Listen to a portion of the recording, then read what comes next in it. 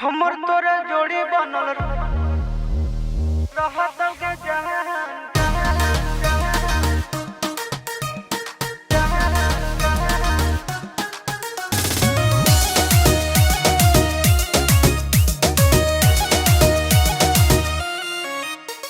सावन का महीना है, मस्ती में जीना है, 4 चिलम गांजा रोज सुबह शाम पीना है।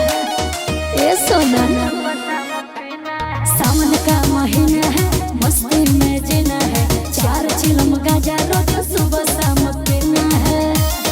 सुनो मैं तो भोला भोला तू सुबह शाम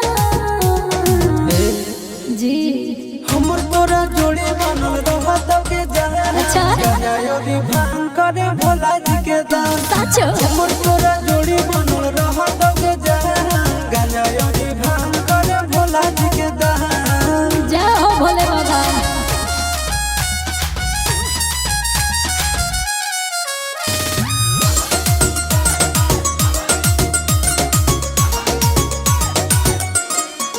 बाबू सोना रे सोनो ना रे जाऊंगी देव घर सूट के रुआ कलर किन दो ना रे।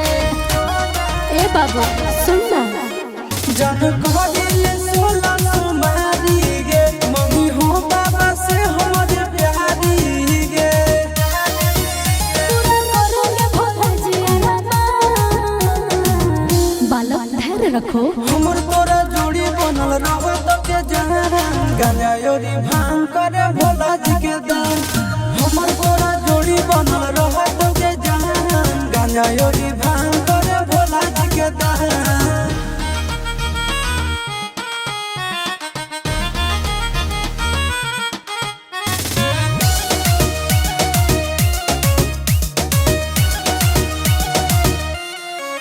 ओ दीवाना रे देवघर जाना रे, चूड़ी शंखा बोला जिसमें लिखा भोला लेके आना रे।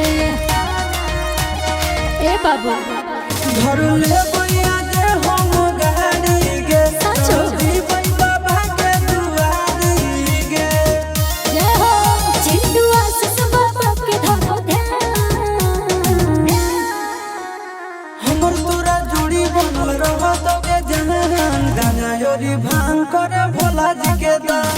हमर तोरा जोड़ी बनल रहत के जहान। गंगायोरी